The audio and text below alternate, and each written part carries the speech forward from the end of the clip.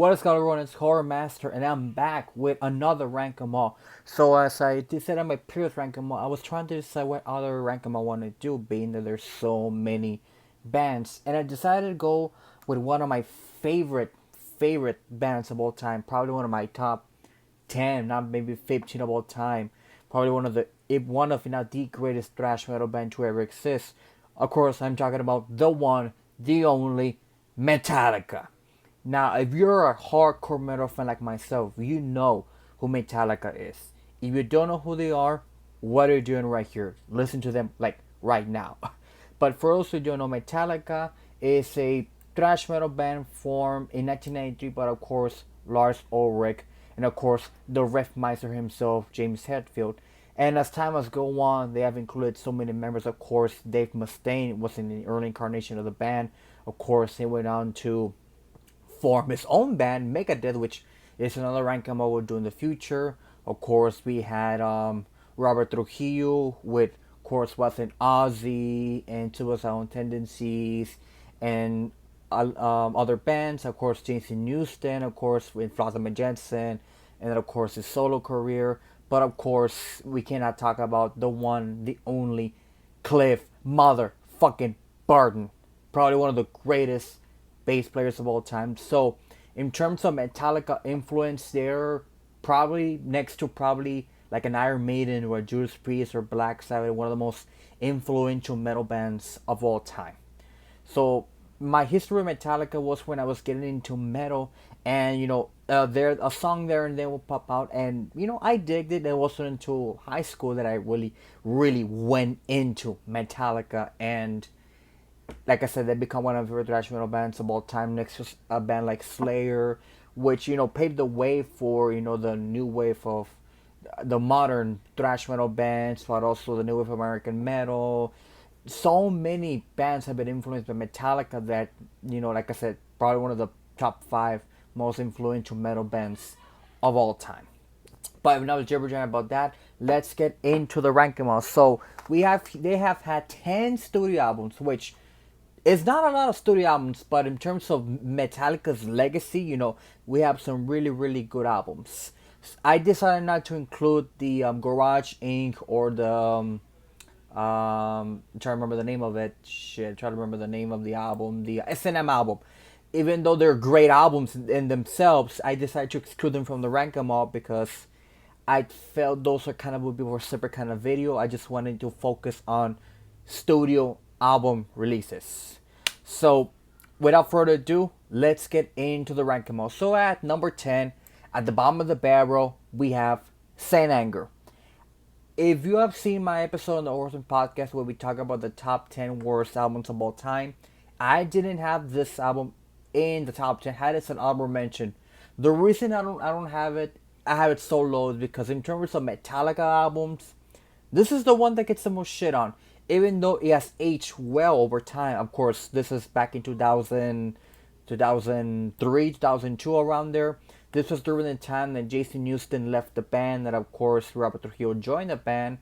But if you've seen the documentary Some Kind of Monster, it really shows you, the process and kind of the history behind this album and everything that went around it, to the point that the documentary is a really good documentary for everyone to check it out.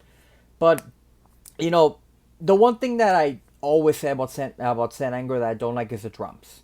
If you saw my previous rank come up, but when I said about Octagon with Bathory, this is probably what Lars Ulrich got inspired by listening to Octagon and decided to play drums on trash cans. I'm sorry, Lars, I love you, but come on, man. Like I said, it's not a battle in terms of songwriting, but again, the drums, some of the instrumentation are just not there. And like I said before, it has aged well, better than other worst albums of all time. Like, I would rather listen to this Saint Anger than a Catharsis or Chinese Democracy, to be honest, because I think this one, even though it's at the very bottom, there's some there tracks that I dig from time to time, like maybe like Some Kind of Monster, which is a good song.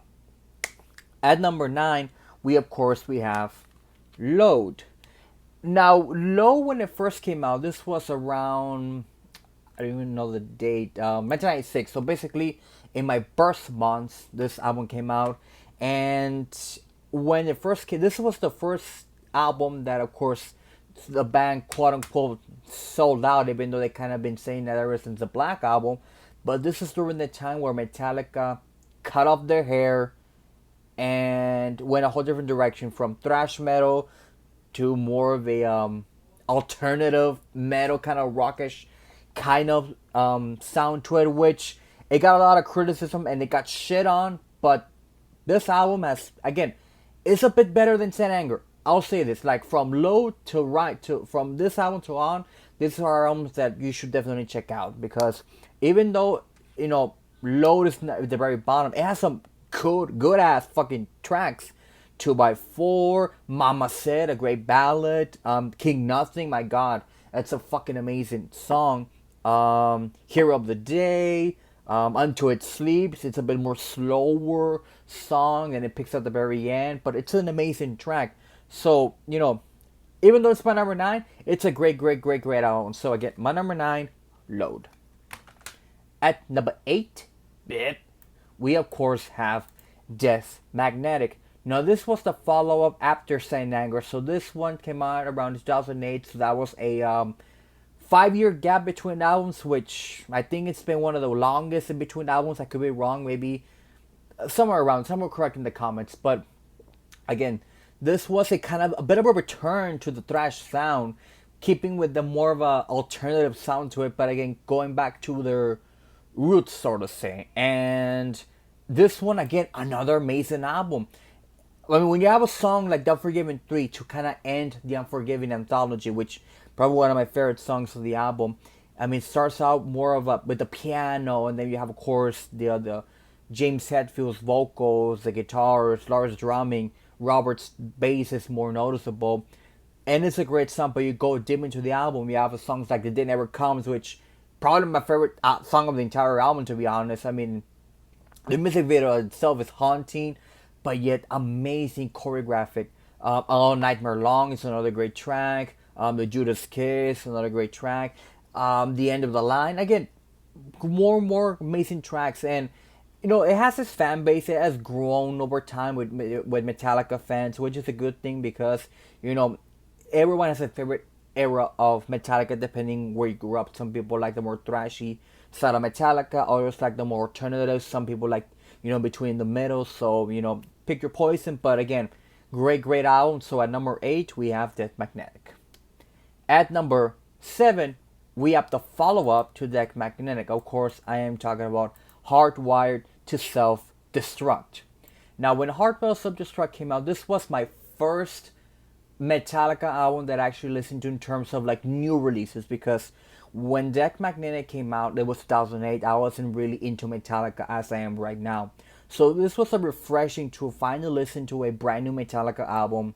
Me already knowing more or less the band. So this was a 8-year gap. So again, probably the biggest gap between albums. So 8 years in the making, which for it to be 8 years, it was worth the fucking wait, because I remember when the first single came out, which was Hardwire, I really began to fucking head back my head like fucking crazy, and I thought, oh my god, they're going back to the thrash metal roots, which this album is a lot more thrashier than, it's probably the most thrashy Metallica has been since probably Injustice for All, to say the least. So it was a refreshing for a lot of old Metallica fans to listen to this album and be like, oh my god, I'm 15 again. I'm 15 again, re-listening to Metallica's thrash metal roots.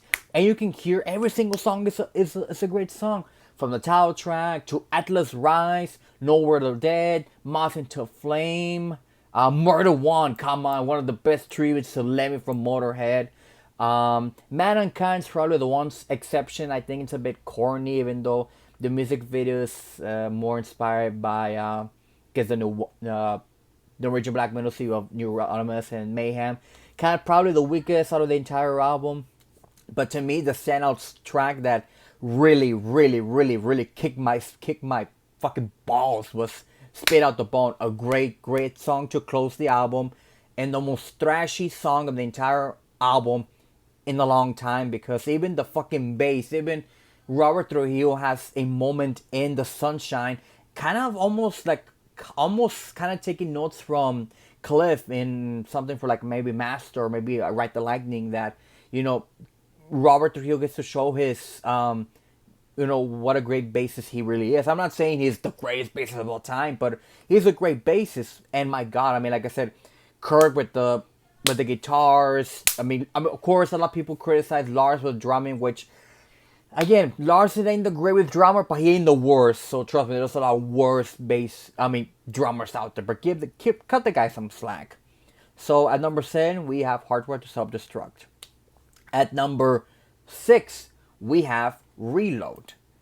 Now, Reload is one of those albums that I said so many times, I wish it was more, what's what I'm trying to say? It's a bit better than Load, because I feel that Reload has a lot of the more heavier songs. So I wish it could have, and something that my buddy Levi, aka Thrash Metallica, and I suggested, to take the best songs from Load, take the best songs from Reload, and combine it into one killer ass album.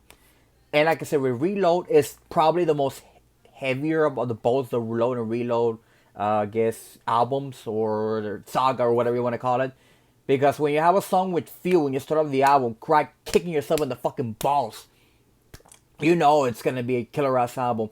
But you get into The Memory Remains, probably my favorite song of the album. And for wrestling fans who are big wrestling fans, the moment when the Hell in the Cell against in WrestleMania 28 with Undertaker Triple H, when the Hell in the Cell started lowering down, and The Memory Remains started playing, I mean, you get chills just thinking about it. Even though it's a fucking amazing song, the chills as you see the solo rain down. It's so fucking good. Not only that, we get The Unforgiven 2, the second part of the Unforgiven anthology, which, it's a fucking amazing song. But you go into the album, Bad Sweet, Lower Man's Lyrics, Fixture, Devil Dance. I mean, like I said, a bit heavier than Load. That's why I have it a bit higher, in terms of my ranking. So at number 7, we have Reload. Now, we're up to the top 5. Now, this is where it's going to get really, really, really difficult, because depending on the mood that I am, depending on the day, this could change depending from maybe my number 1 and 2, it could definitely change. But at number 5, we have the Black Album. Even though you can't see it, but there it is, the Black Album. Of course, a lot of Metallica fans who grew up in the 90s or were born during the 90s or, were born after the 90s have said that the Black Album is probably their best achievement, which, I don't want to say it's their best, but it's up there in terms of the best songs. I mean, in terms of commercially, this album really, took Metallica to a whole different height of success. And I like the story that James Newton says when behind the music, when they say that when they did the Black Album, they sold out. Yes, they sold out. They sold out every single ticket in every single arena because of the Black Album. When you start off the album with Enter Sandman, probably one of the top 5 Metallica songs. A song played to this day in their lives, and I think most of the time they end with Enter Sandman.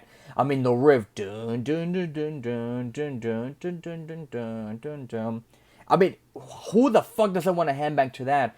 Sad But True, another great track. Holier Than Hell, Where Mary Mo, Don't Tread on Me, the monster ballad, Nothing Else Matters, Of Wolf and Man, The God That Failed, Misery, Friend of Misery, The Struggle Man, The Unforgiven, the original Unforgiven. I mean, what the fuck do you say that, something as amazing and fucking monstrous in terms of Metallica albums, the Black Album isn't? I mean, come on. It's the motherfucking Black Album. Almost everyone who is a Metallica fan loves the Black Album. I don't know. Maybe there's some Metallica fans, quote unquote Metallica fans, that really don't like the Black Album because they say it's so loud, which I call that bullshit on. But anyways, if you have not listened to the Black Album, give it a listen. You will fucking love it. You will not be disappointed.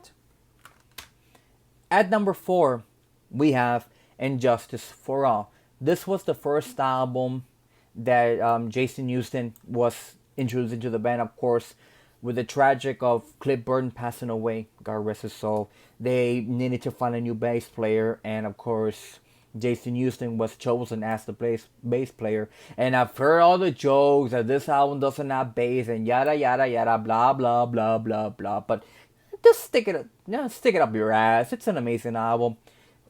When you have a song like Blacken that at the start of the album, there, that's all I can say. Blacken. But I can go more to the album, and Justice for All, The Short Straw, Harvester of Sorrow, the instrumental To Live Is To Die. One. What more can I say about that? That one alone. That's it. At number 3, we have Kill 'Em All.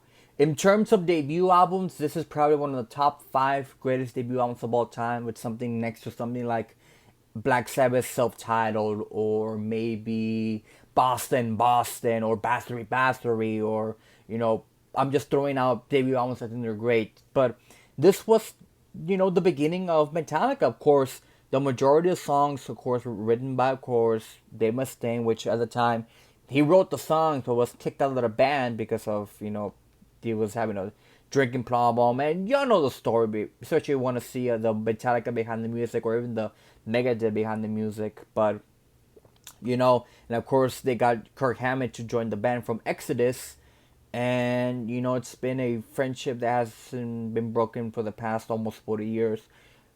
I mean, almost every single song in this album is a fucking classic. Metal Militia, Phantom Lord, and this one, Pulling Teeth, probably one of Cliff's finest moments. Jump at the Fire, Hit the Lights, The Four Horsemen.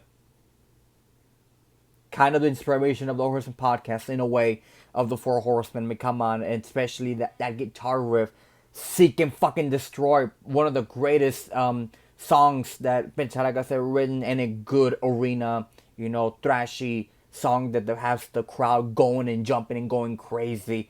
Seek and Destroy. So, Seek and Destroy, that's Kill 'Em All at number 3. Now to the top 2.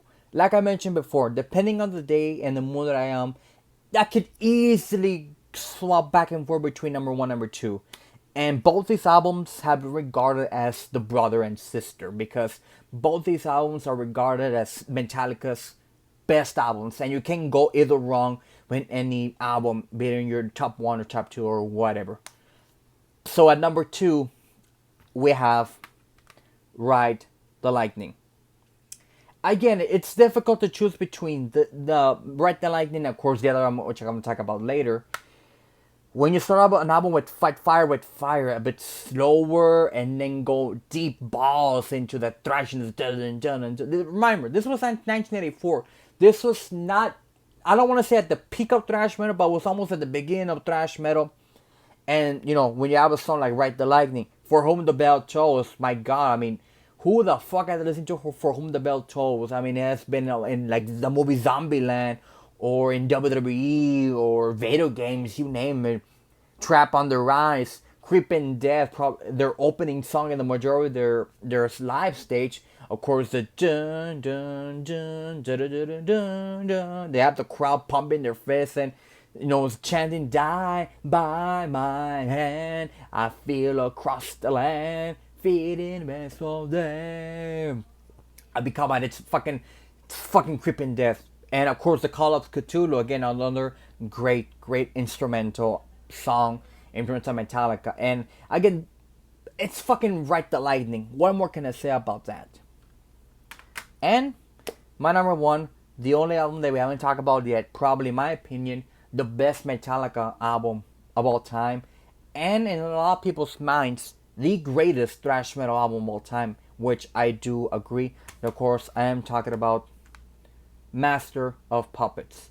Master of Puppets, I mean, my God, what hasn't there been said about Master of Puppets that I need to say?